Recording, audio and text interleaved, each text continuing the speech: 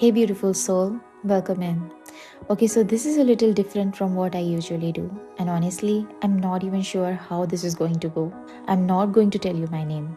I'm not going to sit here pretending I'm some spiritual expert who has figured life out, because I haven't. I'm just a woman in her 30s who has lived enough life to realize that sometimes the hardest thing to change aren't the things around you, they are the things happening inside you.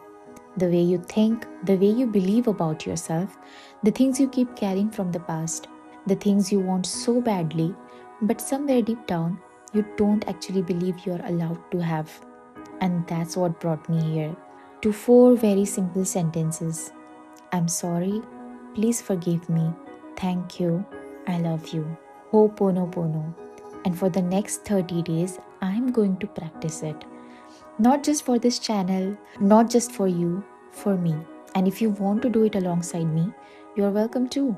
So before we get into Ho'oponopono, I think you should know a little bit about the person sitting in front of you. I'm someone who's always wanted a lot from life.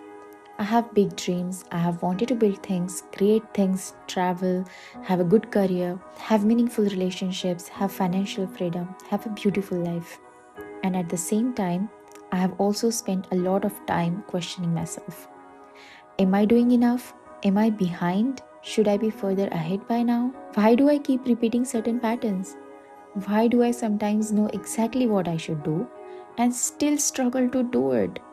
And I'm sure I'm not the only person who has felt this, especially when you are in your 30s. There's this weird pressure that you should have everything figured out: your career, your money, your relationships, your body, your future, your purpose.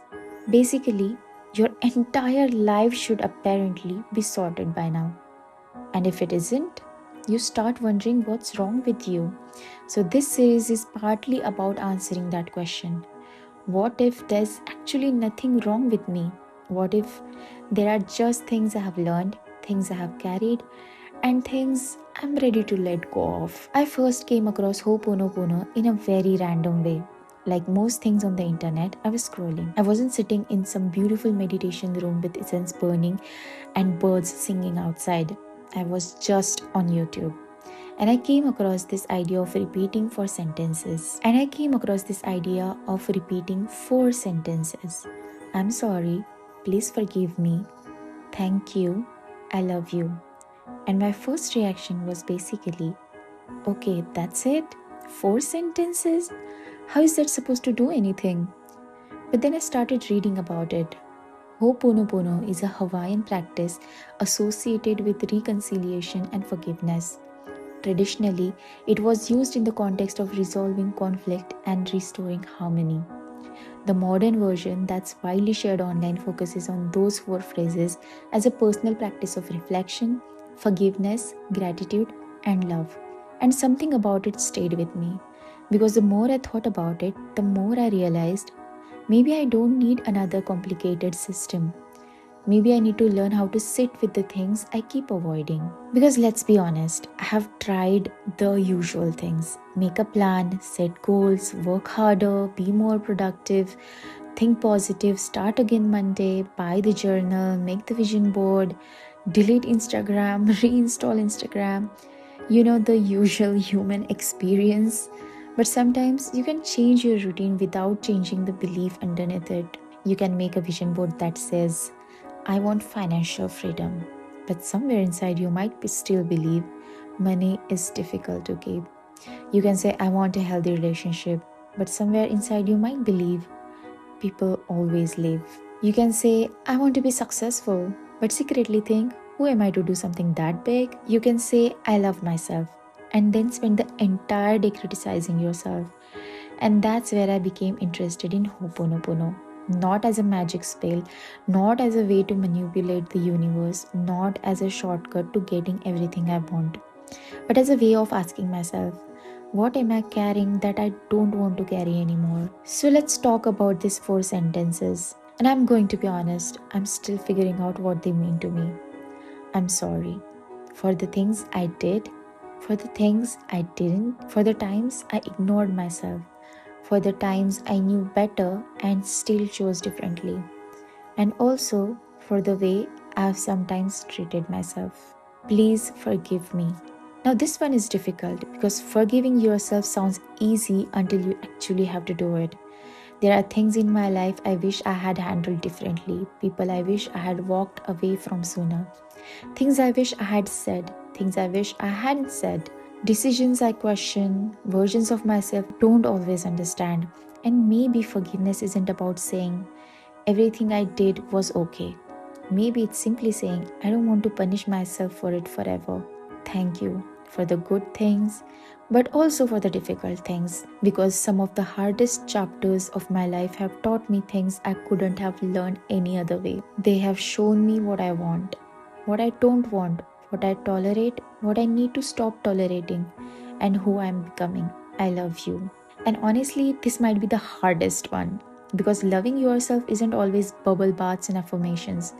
Sometimes loving yourself means admitting. Sometimes loving yourself means admitting, I don't like where I'm right now, and still saying, I love you. Sometimes it means failing, starting again, being embarrassed, being confused, and not knowing what's next, and still saying, I love you. So here's what I'm going to do. For the next 30 days, I'm going to come back to these 4 phrases every day, and I'm going to use them to explore different parts of my life, my relationship with myself, my past, my relationships, money, career, success, self worth, my body, my fears, my dreams, and eventually the life I actually want to create. And I want to be very clear about something. I'm not promising you that this will magically change your life. I'm not going to tell you that if you say these words 108 times, money will suddenly appear in your bank account. If that happens, great. But that's not the experiment. The experiment is what happens when I consistently change the way I relate to myself. What happens when instead of fighting every uncomfortable thought, I sit with it? What happens when instead of blaming everyone around me, I look inward? What happens when instead of constantly trying to become a better version of myself, I learn to accept the version that's already here? And if you're watching this and thinking, okay, I actually need this, then don't just watch me do it. Do it with me. You don't need candles, you don't need crystals, you don't need a meditation cushion. You don't even need to sit cross legged looking like you have achieved enlightenment. Just give yourself few minutes and say, I'm sorry, please forgive me, thank you, I love you. And you don't even have to know exactly what you're saying it for. Just notice what comes up. Maybe a person comes to mind, maybe a memory, maybe something about yourself. Maybe nothing happens at all. That's okay too. We are not forcing anything, we are just paying attention. So, this is day 1. I don't know what day 30 is going to look like, and that's actually the part I'm excited about. Maybe I'll feel completely different. Maybe I'll realize I had some things completely wrong.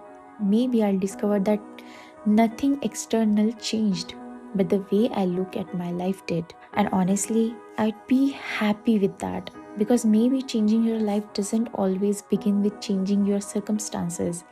Maybe sometimes it begins with changing the conversation you have with yourself.